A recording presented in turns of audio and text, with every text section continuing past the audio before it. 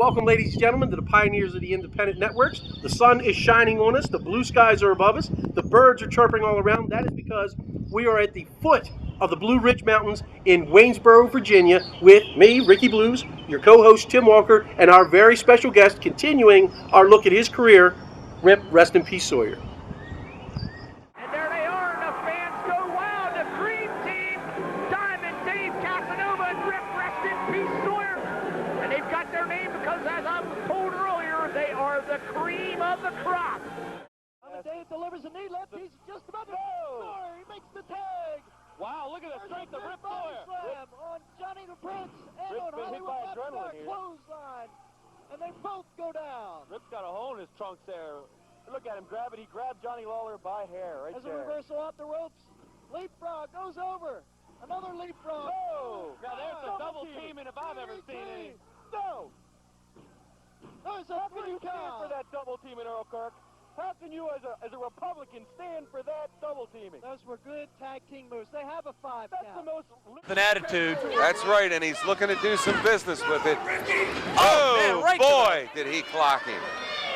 Kind of a 360 spin here. Rip Sawyer. That's right, Ricky Lane is taking some shots in this match. There's that drop there kick. you go. That put him That's away. one of the best drop kicks in professional wrestling, fans. Diamond Dave Casanova. Harley Watkins stands there trying to make the tag of no use to Ricky Lane. Here's another move. Another one of these Cream Team moves here, patented. It looks like it. Look at that teamwork. Cream Team is a polished tag team. Great timing. I'm surprised this Lane kicked out. That was a He devastating managed to maneuver. do it. I thought he had really been put away on that one. Cream Team has a variety of moves. That's why I can't help but think belly to back suplex. Another Knee one. drop by Oh, Dave my. Casanova. Knees right across That's his why I face. can't help to think that these UIW fans, I'm just not surprised that they're demanding a match between Billion Dollar Babies and Cream Team, two teams with polished tag team maneuvers. Here we go again. Yep. Wow, nice maneuvers here by the Cream Team.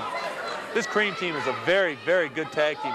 No, I'd have to rate them as one of the perennial favorites for the upcoming tag team tournament. There's a body slam from Rip Sawyer, elbow smash. Turns over Ricky Lane. Ricky Lane's put some time in. Ricky Lane's going to be in the sauna a lot this week in the whirlpool. Looks Into like the Dave turnbuckle. Casanova. Oh, what Diamond a cheap shot by Dave. Dave Casanova. Diamond Dave. Uh-oh, Dave Casanova. What? There it is. There's Dave Casanova with the diamond walk. Let's hurry and get the camera on it. Wow, there he snapped the neck. What an exciting maneuver by Dave Casanova. That's Diamond Dave, and he waited till Joe DiCarlo was busy and then put that one on him. Another And here they situation. come. Double leg takedown, Oh, knee to the my. back of the neck. Cream Team, a polished tag team. You want to talk about ring boys? Let's focus the attention onto the Cream Team, okay? That's what ring boys are all about. Cream Team. I think you know what I'm talking about. He's not a wrestler, but Kevin does. I like this pain here, man. He's taking it too, Diamond Dave Casanova. Who's that? Oh, he's taking a lot of risks here. Look at him.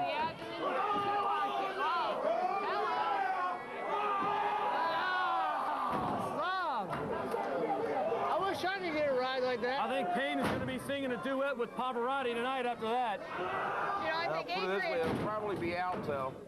Adrian would have enjoyed that, though, you know. There they are, ladies and gentlemen, the new WIN Tag Team Champions, the Cream Team. Yes, indeedy. Oh, my. Give a big round of applause. It was a hell of a battle, and they came out on top. They're not only our champions, but they're right here from Baltimore, and we're really proud of them. Let's give them another round of applause. I like Julie's dress. Oh, yeah. Shorter would be. Man, match. The next one's the Matrix. That'll be funny if nothing else. Here we go. We got a tag now. I always enjoy the midgets. Now, is it the same midgets that are listed in the program? The Haiti Kid and Butch Cassidy. Butch Cassidy and the Haiti Kid coming up shortly on the Wrestling Extravaganza. Shortly? After that, You know, you can get a memo on that one. after that, it'll be the Killer Hit, Kurt Dredd, and Morgus. Talking to senior official Jeff. Killer hit, Kirk Dredd, yes. The Killer Hit? Oh, man. Kurt Dredd and Morgus the Maniac. That's like it. Kirk Dredd. Oh, my. Whoa, up, down. Now what? those Hard Rock Ricky Blues. Go, oh, Ricky. Oh, big leg. 1, 2. Oh, big elbow. Dave Casanova makes the save. 3 minutes remaining. 3 minutes remaining in the match.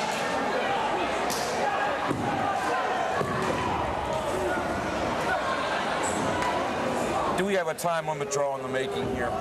Do we? We very well could. One team is too good to take the fall. Hey, DQ. Why didn't I think of that ending? Oy vey! Why didn't I think of it? You're going over that time, damn you. Oh, yeah. This match is a draw. This match is a draw. Why didn't we think of that? None of them had. Where did you and Dave come up with the concept of being from the bad side of Baltimore? Well, of course, every wrestler had to hail from somewhere, and we were saying, well, we're from Baltimore, but we didn't think that had enough punch to it. So we were like, well, do we say we're from the west side? West side's pretty bad. South side, that's pretty bad too. And we're like, well, why not all sides? Well, then all sides are pretty bad, so we'll say we're from the bad side of Baltimore. And which side may that be? Any side you want it to be, is how we put it. I love it. It's great promo. That's awesome. That always seemed to connect with the fans. It did. Really, really well. Yeah, we were trying to mold our gimmick to being as Baltimore City as possible. And anything that we could that was related to Baltimore City, if it was an iconic structure, building, whatever it may be, we wanted our picture in front of it. Hence we had a promo video of us on the block, right? Or we took, or in front of the Baltimore Arena, or known as the Civic Center at the time. Right. It seemed like you shared like a real special relationship with the fans in Baltimore, that they really identified with the team, especially when you were wrestling people like Johnny Lawler and Bubba Monroe in those big brawls. And also, I remember I remember you in a singles match wrestling Bob Starr, and I just watched the reaction of the fans. It was actually kind of magical, because like there you are, a big bruiser guy that the fans are behind, and Bob being this irritating, just person you just like to smack yourself. And I just remember the fans just like going crazy whenever you were putting the heat on Bob. It was really a moment that I probably will never forget. Bob Starr, his personality irks the heck out of anybody, but one of the most lovable guys in the business. Behind the scenes. I don't ever recall Bob Starr ever being mad at anybody. Never has a negative word to say? I just don't recall it, but he's got this look on him, that just makes you want to slap the crap out of him. But if you see him in the locker room, he is one of the most lovable guys, who has actually played a pivotal part in bringing me back into to my return back in 2010. Mm-hmm. One question I have to ask is, who developed the costumes for the Cream Team? Well, when we first started off, we really never gave much thought as to what our outfits would be. We would just go to, some local sports store and buy whatever spandex pants they have, whatever colors appealed to our eyes at the time, whether it was black and purple, black tights with a purple stripe, or blue tights with a pink stripe, or whatever it may be. And we go and buy them, and then we go and return them. we go and return them and buy another. A true worker. But as time went on and we started to build momentum as the team, I don't remember the name of this organization, but there was a photographer by the name, I think her name was Barbie Barker or something like. I'm not too sure, but she really liked this and forwarded our name to this one promoter, and he said, "I love what you guys have, but you got to have better looking outfits. You guys look great as a team, but you need to have outfits that dazzle." So we started coming up with these ideas. We met with a tailor in somewhere deep in the heart of Baltimore, and we sat with him. We came up with these suede jackets with some glitter and stuff like that, and some black and purple tights, and all that was fine. It brought some flash to the team, and I liked it. That was good. But after a while, they were starting to wear out, and we wanted to get something new. And we couldn't agree on what tights were the best. It was like, I like this one, I like that one. And I kind of wanted to get more into a Baltimore image where, you'd see some of our promo pictures where I'd be wearing jeans and a leather jacket. Dave would wear Zuba pants and a Jim Morrison shirt, which never seemed to match well with me. His sense of color or clothes coordination never made sense to me. But, you take whatever you can. So he would come up with these designs for tights that were paisley and stuff like that. And I'm like, you got to be kidding me. I'm like looking at it, and some of it was like almost see-through stuff, I'm like, oh, man. I was like, really? He said, this is good. He liked it. I was like, whatever. Again, like with the team's name, whatever. I don't feel like arguing over it. We had some of the worst outfits towards the last 2 years of our career. Some of the colors were horrible. They were the designs with paisleys and stuff like that, and it was almost a little too flowery. Maybe somebody like Adrian Hall would wear, And I was like, man, I can't get into this because, but there were you could see there was a transition phase because I believe it was on some of the win programs where we just actually came out with maybe a denim jacket and a T-shirt or something like that. That I felt was more in tune with our city image. Not that we looked like a leather hooded gang or something like that, leather jacket gang or anything, but we just had like I had a Hammerjacks T-shirt and a denim jacket on. I'd wear out to the ring, and he had a loose fitting rock and roll T-shirt or something like that. That I thought we were more in tune with. But then when we started getting into these paisley outfits and all this borderline flowery looking, I was like, defeated the sense of who you yeah, really were. It just didn't make any sense to me. Along with some of the pictures, like the classic picture you talk about, him wearing Zubas. I didn't get that, but oh well, it's there. Speaking of Adrian Hall, I do remember some matches that you and Dave had with Morgus and Adrian Hall. You kind of had a 3 or 4 month feud with them. And I remember Adrian Hall taking some serious beatings at the time. Was it really hard to work with Morgus when you were the baby faces and Morgus and Adrian were the heel and Morgus wouldn't sell for you? The thing was that Morgus was over. Morgus was over, so I tried to when I try to take a match and what we're working with and how can we make it the best of what we can with what we have, knowing that they were supposed to be heels, but Morgus was over. How are we going to work this? And I think I recall our first match. I'm like, Morgus is going to be over, and if we're going to be over, how do we work this? And so I wanted it to us just beating the crap out of Adrian, which we thoroughly enjoyed doing. I think he enjoyed it too, but to where it was like a game to Morgus because of his character. He was the maniac. He was from an insane asylum, and when he started he didn't understand the concept of a tag team match. Adrian would go to tag, and Morgus would be standing there looking at him, and Adrian would go, tag, and forcibly grab his hand. I'd say, and then suddenly I say to Morgus, then you start getting the idea. You got to tag to get in, but it becomes a game of tag. Mm-hmm. You're it with right. Morgus, and that really seemed to get the audience over. I don't think Morgus liked it too much because I think I recall some complaints from him later that we were making him look like an idiot. But you're a lunatic. What else are you going to be?